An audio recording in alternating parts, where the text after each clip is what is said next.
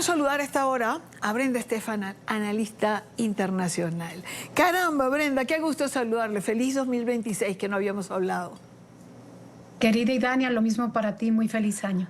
Bueno, vamos a ver si tenemos un año. Ya, mejor no hablemos, porque... Convulso por lo pronto. Sí, por lo pronto convulso y creo que va a seguir así. Vamos a empezar por esta decisión soberana, y la pongo entre comillas. ¿Realmente soberana o por presión de Estados Unidos se toma esta decisión? Bueno, todo pareciera indicar que está ligada a la presión estadounidense. No podemos olvidar en qué marco se da esta decisión de no enviar petróleo a Cuba. Se da justamente después de los comentarios de Donald Trump tras el operativo militar en Venezuela, de que va a cortar todo suministro de petróleo y de recursos a la isla. Pareciera que el cálculo de Donald Trump es sencillo. Básicamente es cortarle el oxígeno a Cuba, cortar las principales fuentes de ingreso a través de poner límites o estrangular de alguna manera el programa de misiones médicas internacionales, así se le llaman. Básicamente envían doctores cubanos a otros países que en ocasiones no tienen ni siquiera las credenciales académicas de doctores a cambio de dinero, de divisas. Pues los responsables de este programa estarían siendo atacados con sanciones por parte del gobierno de Donald Trump, ligado al que ya no se envía petróleo de Venezuela hacia la isla, y finalmente esta decisión de México, que habrá que ver si se sostiene en el tiempo, pero que siendo México el mayor abastecedor de petróleo a la isla, pues desde luego pone a Cuba en una situación complicada. Ahora, ¿está mal México, digamos, en la producción de petróleo? Escuchaba a Romero, el entrevistado de nuestra periodista, y decía que realmente la industria petrolera mexicana no se encontraba en el mejor momento. Así es, la empresa de petróleos mexicana tiene una situación crítica en términos financieros, está ayudada por el fisco, está ayudada por los recursos del Estado, pero no es rentable. Ha dedicado dinero a proyectos que no generan réditos. Y entonces, este momento, pues pareciera absurdo que México siguiera apoyando a la isla, pero es más una decisión ideológica que una decisión pragmática. En realidad, el apoyo aumentó a Cuba el año reciente, justamente luego de que Venezuela disminuyó sus envíos de petróleo a la isla.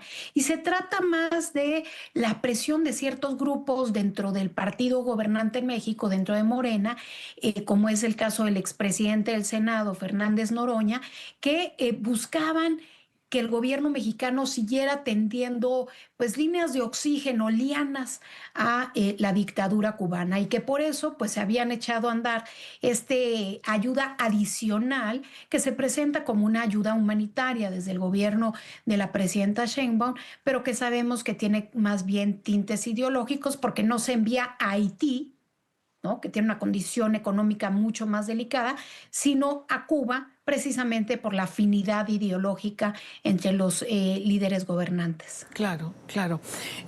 Acaba el presidente Trump hace minutos de referirse a Cuba. Escuchemos exactamente qué pasó, Brenda.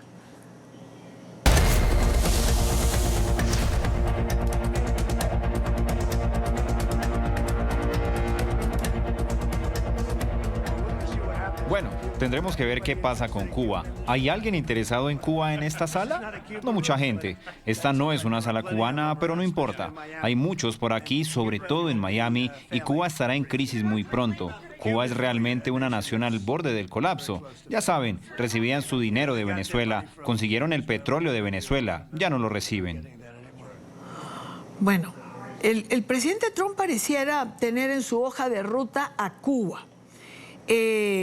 Cuba está en crisis, no ahora, está en crisis hace rato. Yo creo que lo que hay en Cuba en este momento, Brenda, es un caos en los servicios y un caos que afecta a la población como quizás no habíamos visto antes. Ya lo hemos visto, o sea, en Cuba pasa de todo. En Cuba fallan los servicios públicos, hay falta de alimento y por supuesto desde que Venezuela dejó de darle soporte y ayuda, la situación se ha ido agravando. ¿A dónde nos lleva esto o hacia dónde va el presidente Trump según tu criterio? Yo creo que el cálculo del presidente Trump es reunir la escasez que hay de alimentos, de medicamentos, los apagones continuos, con cortar las vías que seguía teniendo la isla para recibir petróleo o divisas. Y que reuniendo esos dos elementos, pues va a haber un colapso interno, que realmente al gobierno no poder pagarle a sus fuerzas del orden, a sus funcionarios, y al ver haber un levantamiento social, pues que finalmente implosione el régimen que lleva ya más de 7 décadas. Hay que ver realmente cómo se puede desarrollar esto, porque en Cuba no hay una oposición organizada, no hay partidos de oposición, no hay elecciones.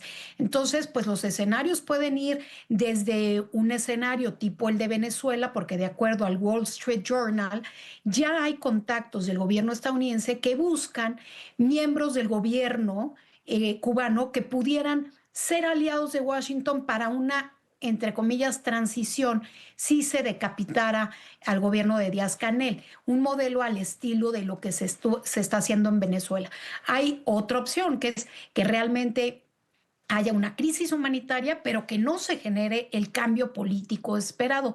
Y finalmente, pues una tercera, que es que caiga el gobierno y se genere un caos por la falta de lo que ya decíamos, oposición, instituciones, etcétera. De forma que los escenarios no parecen muy buenos, más allá que desde luego quitarse el yugo de una dictadura es una buena noticia siempre, pues el pueblo cubano se encuentra en este momento en una situación delicada de cara a lo que pueda venir en el futuro, que pareciera justamente lo que busca Donald Trump es por lo menos no en primera instancia el uso de la fuerza, aunque después de haberla utilizado en Venezuela siempre está esa posibilidad ahí sobre la mesa, pero no en primera instancia eso, sino más bien un efecto dominó al cortarle los apoyos que venían de Venezuela y ahora de México. Claro, una asfixia económica. Brenda, ya que estamos conversando, no quiero dejar de tantear tu opinión en relación a... Estamos a pocos días de un encuentro en Washington del presidente Trump con el presidente de Colombia, Gustavo Petro. Hoy, hace escasamente 1 hora, 2 horas quizás, durante la entrega de anuncios sobre la reapertura de un hospital en Bogotá, Petro se refirió a Maduro, exigió que fuese devuelto para ser juzgado en Venezuela, estuvo contra los bombardeos. Oigamos parte de lo que Petro decía y volvemos con Brenda Estefan. Bombardear a Caracas, la patria de Bolívar. Eso no es un acto contra Trump, contra Maduro, que se parecen igual porque creen en el petróleo como Uribe. Son iguales, pero tienen que devolverlo y que lo juzgue un tribunal venezolano, no estadounidense. ¿Y por qué? Porque la civilización latinoamericana es diferente a la civilización anglosajona, europea. Yo me imagino que si el presidente Petro tiene asesores, deben estar muy preocupados, porque comparar a Trump con Maduro, previo a un encuentro que ha costado un gran esfuerzo para que se lleve a cabo. A ver, ¿cómo definimos esta intervención del presidente Petro? Después me voy con la justicia venezolana y el juzgar a Maduro, etcétera, etcétera. Pero diplomáticamente hablando, te han dado una cita con el presidente de los Estados Unidos. ¿Cómo es que lo vas a comparar con Maduro una semana antes? Sí, tienes razón. Se ha reportado ampliamente que para llegarse a este encuentro entre Petro y Trump tuvo que haber mucho trabajo diplomático detrás para lograr incluso la llamada, en la que parecía que Petro ya había caído en cuenta de lo que estaba en juego después de haber visto lo sucedido en Venezuela y quería calmar las aguas en la relación entre Estados Unidos y Colombia, que han sido históricamente aliados.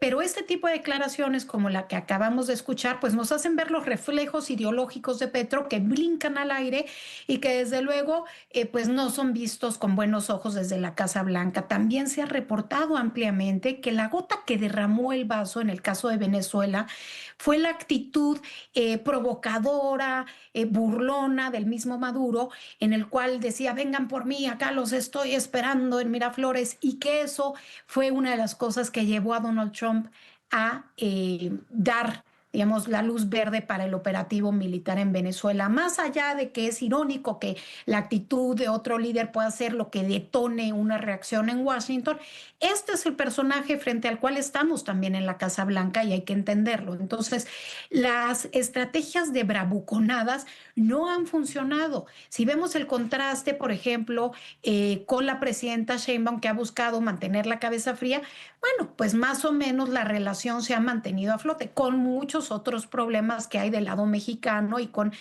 puntos ciegos dentro de la estrategia mexicana, pero en lo que tiene que ver con la relación con el mandatario estadounidense, parece no ser una buena idea tomar este tipo de actitudes llenas de exabruptos.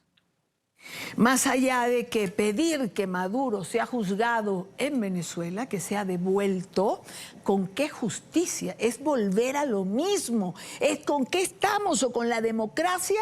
¿O con qué? Es decir, hay que definirse en un minuto.